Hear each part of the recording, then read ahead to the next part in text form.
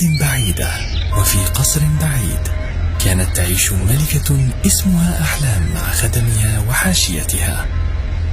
وفي يوم من الأيام وبينما أحلام تتمشى في أحد شوارع مملكتها رأت فتاة متشردة فأشفقت عليها وقررت أن تشغلها كخادمة عندها. ففرحت الفتاة كثيرا، وبدأت الفتاة والتي اسمها نانسي بعملها كخادمة في القصر، حيث كانت تقوم بجميع الأعمال من طبخ وتنظيف وإلى ما ذلك.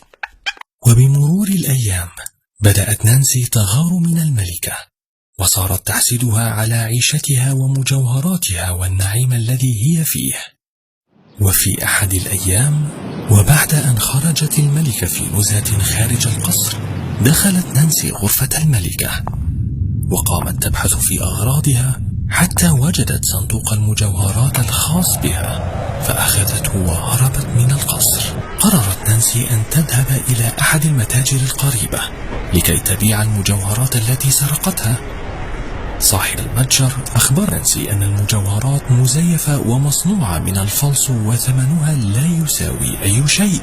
وهكذا عادت نانسي لتصبح متشردة في الشوارع مثلما كانت، بلا مأكل ولا مأوى. وندمت على فعلتها، لكن الأوان قد فات.